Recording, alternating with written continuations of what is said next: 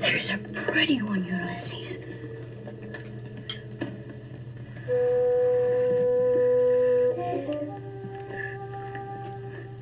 There it is. Hello, BookTube. I'm Sean Breeze Books. Welcome back to my channel and another episode of In Other Words, which is an occasional but more regular than usual thus far in 2026 series, where I talk about words and phrases that I encounter in my reading, and I do etymological deep dives and share the results of my findings with you.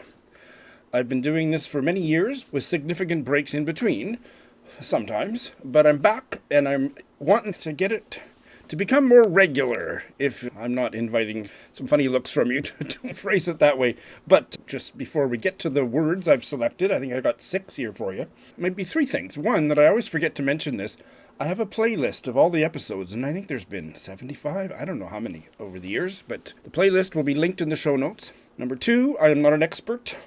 I have a master's degree in English, but I did not study etymology, so I'm just fumbling around, and there are sometimes, or maybe often, corrections or certainly supplementary information in the comments section, so make sure to check that out. And third, I'm not presenting these words to you because I didn't know what they meant. In most cases, sometimes I didn't know what they meant, but because the etymology, the origin of the word, is interesting. So don't bother leaving comments saying, I can't believe you didn't know what that meant, because that's not necessarily true. All right, the first one is the phrase short shrift, which I encountered in this novel by J.L. Carr, the Harpole Report. J.L. Carr is the author of one of my favorite works of literature, A Month in the Country. And nothing else he's written that I have read comes close to being a masterpiece like A Month in the Country was. But this was a decent enough novel about Harpole, who is newly the acting head of a primary school in the UK. And it's in the form of memos and journal entries and official superintendent reports about the misadventures of this poor George Harpole. I don't need to read the sentence, but there's one scene where one of his teachers appeals to him for advice or comfort because the teacher's worried he's going to get fired because he disciplined a student in a way that, in retrospect, was a bit not too strict, but too unorthodox, and he's worried the parents are going to go to the board and get him fired. And the acting head, Harpole, said in his journal, I gave him short shrift and said he deserved anything he got for administering such an unusual, stupid punishment on the kid. So that's the phrase. And boy, what an interesting history short shrift has. Shrift in Old English meant a confession to a priest, followed by penance and absolution. And that came into English through early Germanic that goes back to the Latin scribere, if I'm pronouncing it right, which means to write. And I'm going to talk more about the connection between writing and penance and confession, because it's all just fabulously nuanced and interesting, at least to me. Further on, by about the late 16th century, shrift came to mean absolution received after confession, not the act of confessing.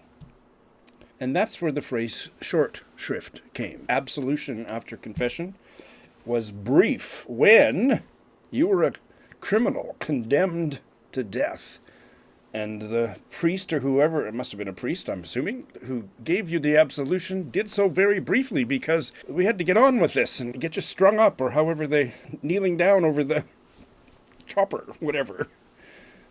Absolution to a criminal without delay before they are executed.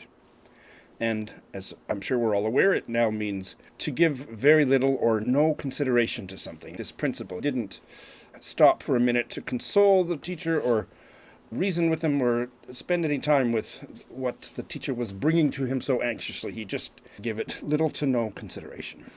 No sympathy. Let's talk about shrive and then Shrove Tuesday, because they are all connected here. The verb shrive, barely used anymore. But that verb in the old days meant that the act of the priest imposing a penance, which was called a shrift. So shrift, noun, shrive, verb. And if the sinner did this penance, they would receive absolution.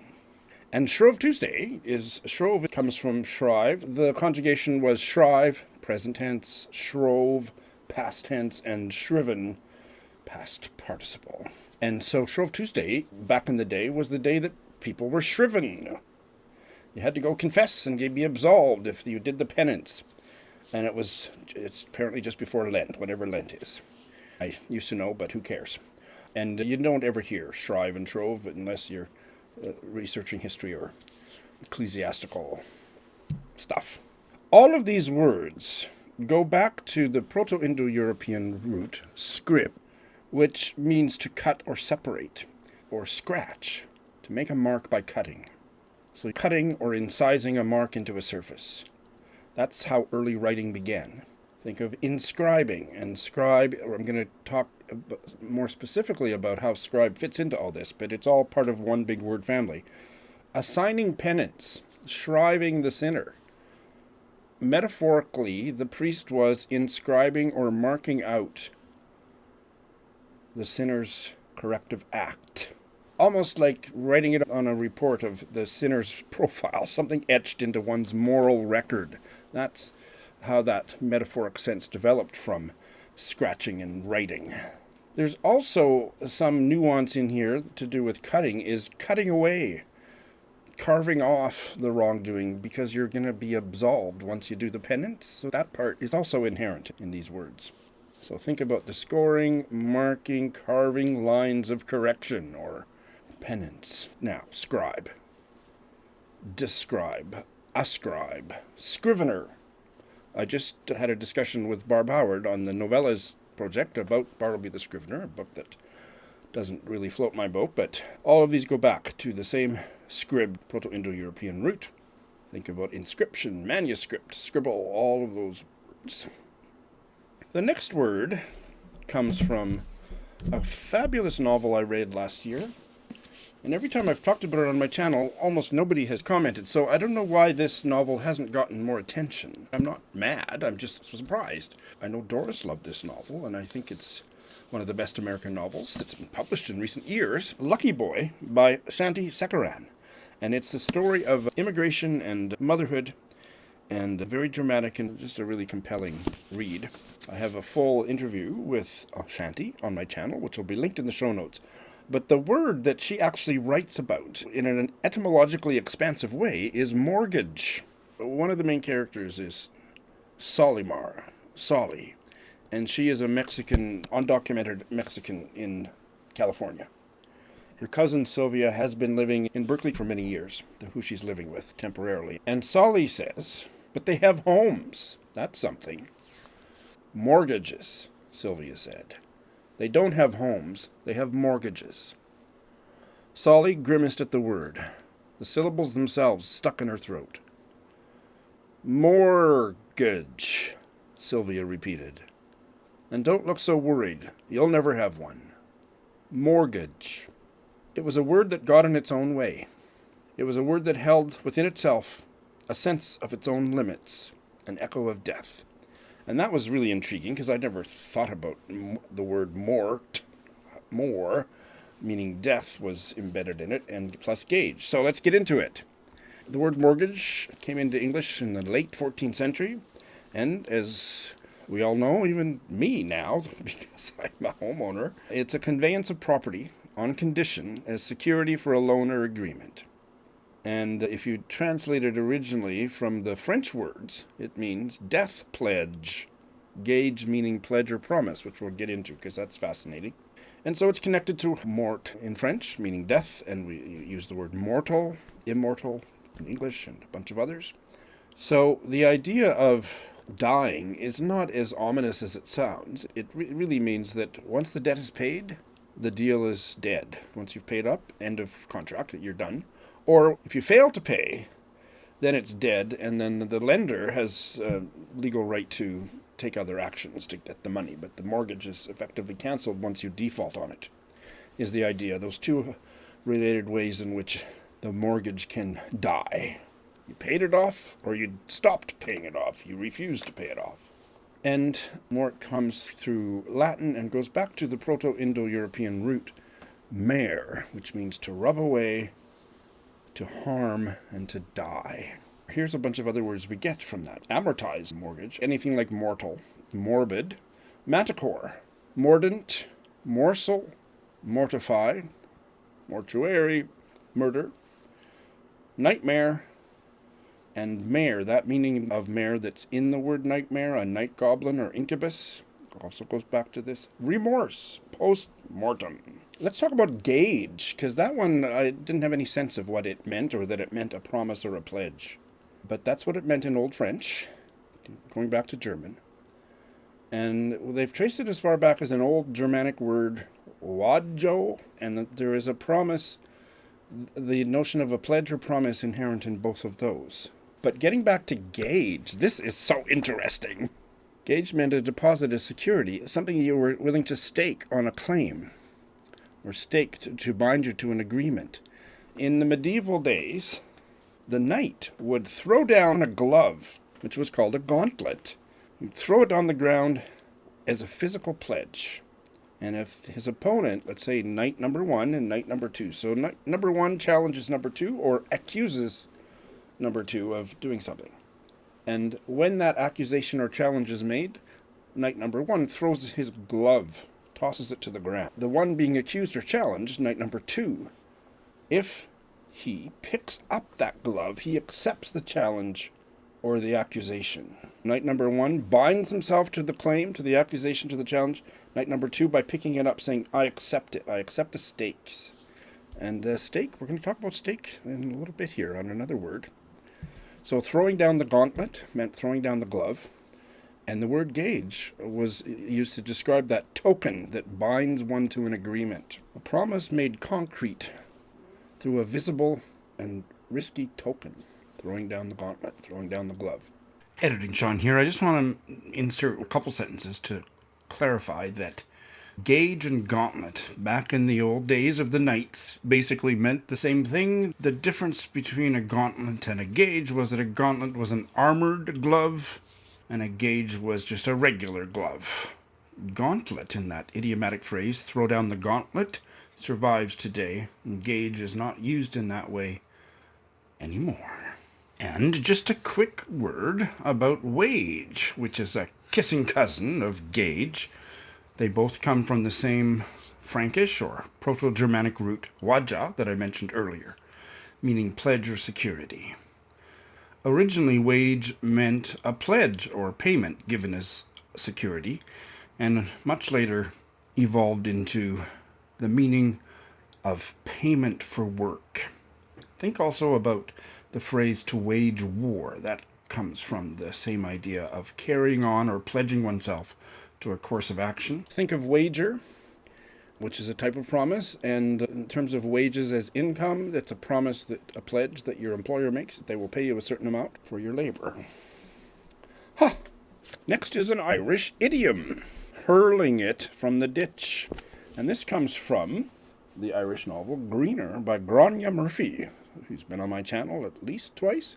She was my Mr. guest, and then my mum and I interviewed her about this novel, which is a great novel. But let's look at the passage.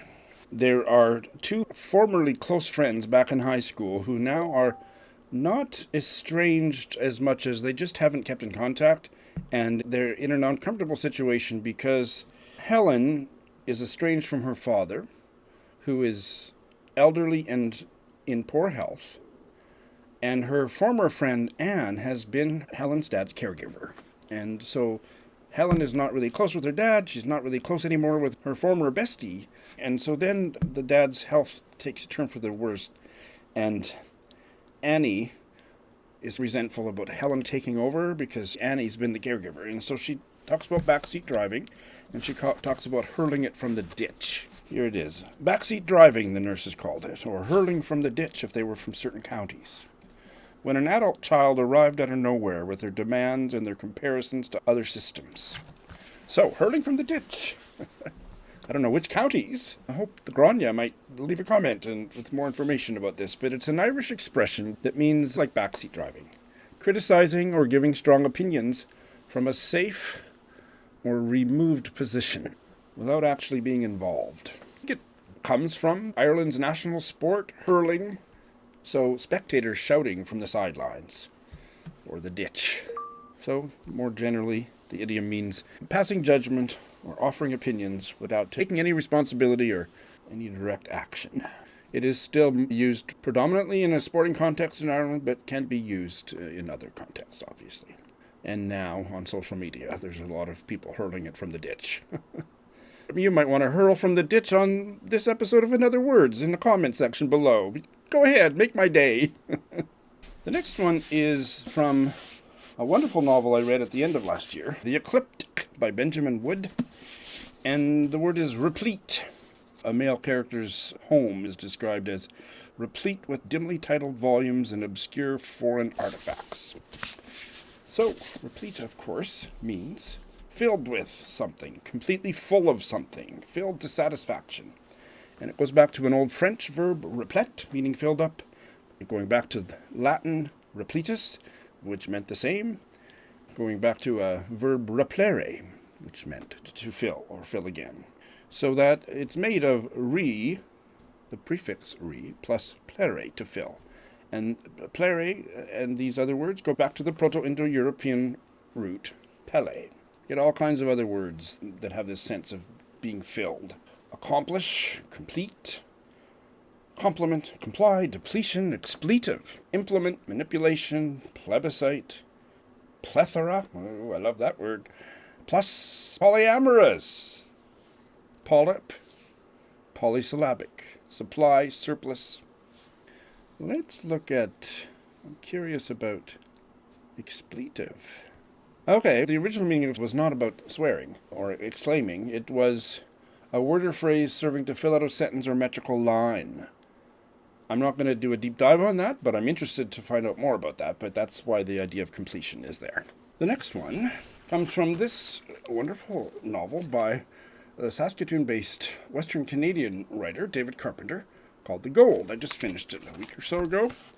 The word is one I'd never heard of before. This is about gold prospectors in the 1930s or so up in the Canadian North. And the word is grubstake, which was a noun, very common in this context, and only this context, really, coming from grub and stake. Sometimes it's hyphenated, sometimes it's not. Usually when the hyphen drops, it means it becomes more widely acceptable, so the hyphen disappears. What does it mean? It's basically financial support or material support for a prospector, usually almost always a prospector, that's provided in exchange for a return in the share of future profits. So it's an investment, really. It's American English, Western mining slang, grubstake.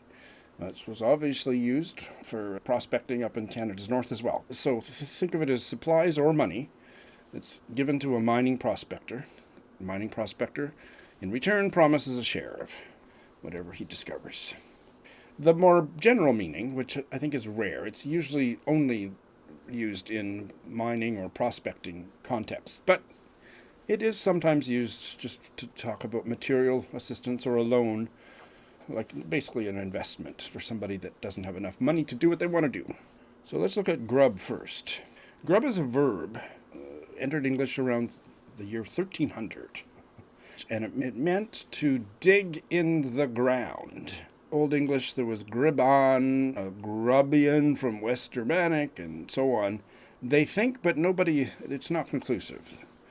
But the theory is that it goes back to the Proto-Indo-European root greb, meaning to dig or scratch. How about the food word, grub?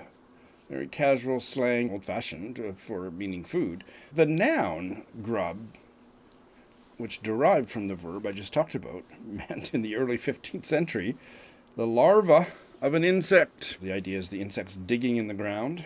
The birds would eat the insect larva, and that's how the idea of grub as food came into English. So you could think of it almost both ways. The prospector is digging, but also the prospector needs money to feed himself while he's digging. So they're both kind of inherent in this mining slang word. Again, it's a little bit tentative, but it's interesting to stop on this point just for a minute. The word grave, meaning a hole in the ground for a dead body, it used to mean the act of digging that. They speculate goes back to the same Proto-Indo-European root. That's pretty interesting. Let's talk for a minute about stake. And we have talked about stakes in terms of throwing down the glove, throwing down the gauntlet. Here it is again, embedded in this word grubstake, with the exact same meaning. A wager, some money, something that's deposited as a pledge or a wager to be lost or won according to what happens after that. It first came into English around the 1530s, and etymologists are at a loss to trace it any farther back than that. It's pretty easy to visualize putting a stake in the ground, but they're reticent about definitively saying that there is a firm etymological link. It went into the word sweepstakes, by what you might win because you'd put up the money to buy the ticket or whatever. I should say in passing that the first meaning of the noun stake, the stick you stick in the ground, does go back to the Proto-Indo-European steg, and they think the word attach might also come from that. All right, the last word today comes from another great Irish novel, Falling Animals by Sheila Armstrong. And that is unctuous. One of the characters is dealing with some local government official who did not impress her. She got the impression that he was as thick and as unctuous as undercooked eggs. Quite a memorable line. So unctuous, figuratively, means ingratiating and boring, excessively flattering. The other meaning is oily, which is the bridge between the literal and the metaphorical meaning of unctuous. An oily salesman is somebody who's too smooth, too ingratiating. Let's unpack this. Originally in the 14th century, the late 14th century, unctuous described a type of liquid, anything resembling an ointment, having a greasy, oily, or soapy feeling when touched. So it didn't describe an ointment, it described any kind of other liquid that felt like or looked like an ointment. And that goes back to Old French, uncteus, and medieval Latin unctuosus, and Latin unctus, which was the act of anointing, which went back to participle stem unguere, meaning to anoint. The first time it morphed into meaning overly flattering and oily in that negative way, around 1742, and they think that the connection was that we also have unction, which is the deep spiritual feeling that comes from having been anointed. And then that began to be used sarcastically to somebody that was self-important and overly officious and suave. We also get the word unguent, which is any soft composition that's used as an ointment or lubricant. No, don't go there. This definitively has been traced back to the Proto-Indo-European root, I don't know how to pronounce it, there it is, ONGW, which means to salve or to anoint. There are words in Sanskrit that derive from this, and in Armenian, Old Prussian, all of which go back to this Latin word unguere, and further back to that root. So just to review, because it's a bit confusing, originally in English, unctuous just meant oily, greasy, fatty, smooth like ointment. But the connection into the sarcastic meaning of unctuous was that the impression that is still observable today that overly religious types can be performative, too syrupy, too polished in their piety. So I hope I haven't been too unctuous in presenting these interesting words and phrases to you today. Thank you very much for watching.